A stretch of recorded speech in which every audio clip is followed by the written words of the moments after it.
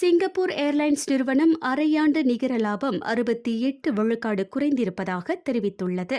அது 239 மில்லியன் வெள்ளியாக பதிவானது.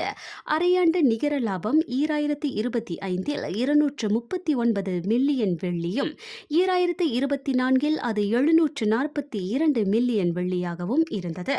அதிகரிக்கும் போட்டி, ஏர் இந்தியா நிறுவனத்திற்கு ஏற்பட்ட இழப்பு, குறைந்த வட்டி வருமானம் ஆகியவற்றால் லாபம் குறைந்திருப்பதாக சிங்கப்பூர் ஏர்லைன்ஸ் நிறுவனம் சொன்னது. கடந்த ஆண்டு விஸ்தாரா விமான சேவை ஏர் இந்தியாவுடன் இணைந்ததை அடுத்து விஸ்தாரா ஏர் இந்தியாவின் பெயரில் செயல்பட தொடங்கியது. ஏர் இந்தியாவில் சிங்கப்பூர் ஏர்லைன்ஸ் நிறுவனம் வைத்துள்ள பங்குகள் 25.1%. என்னதான் சவால்கள் இருந்தாலும் கூட்டு நிறுவனம் டாடா சன்ஸுடன் இணைந்து ஏர் இந்தியாவின் மறுசீரமைப்பு திட்டத்திற்கு துணையாக இருக்கவிருப்பதாக சிங்கப்பூர் ஏர்லைன்ஸ் சொன்னது. பயணத்துக்கான தேவை தொடர்ந்து வலுவாகவே இருப்பதாய் அது கூறியது.